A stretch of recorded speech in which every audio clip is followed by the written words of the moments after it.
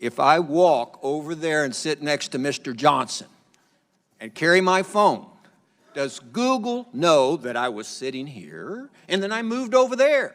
You're welcome anytime, Judge. Yes or no?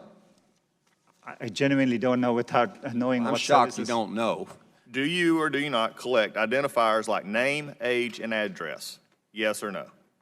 If you're creating an account, yes, and using an account, yes. Yes. Specific search histories when a person types something into a search bar. If you have search history turned on, yes.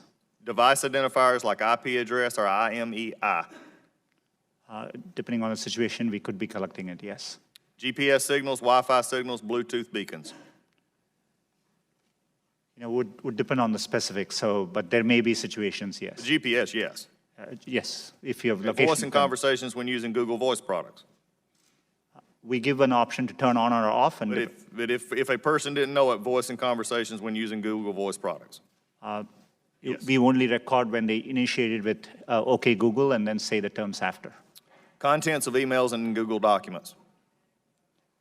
We store the data, but we don't read or look at your Gmail. But you have access to them. As a company, we have access to them, yes. So you could. Saying you don't or don't, I'm not asking do you or don't. I'm saying you could, though there is a possibility. We have clear established policies on how we would do that data. And their privacy policy, speaking of that, has changed 28 times, including 8 times since January 2016.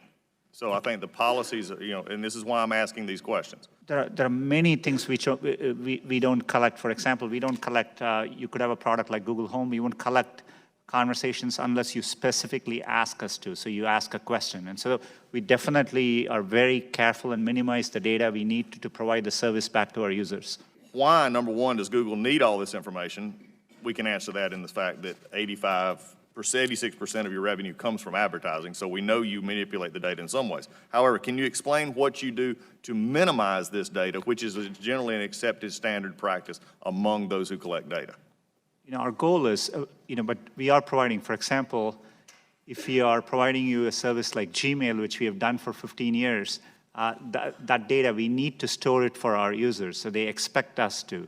So we are trying hard to match users' expectations. We don't need, our data for advertising, as I said earlier, most of it comes from just the keywords you type. And so, we need minimal data to do advertising. We give you options to turn ads personalization off. We store most of the data we do today to help give users the experience they want, and that's what we're trying to do.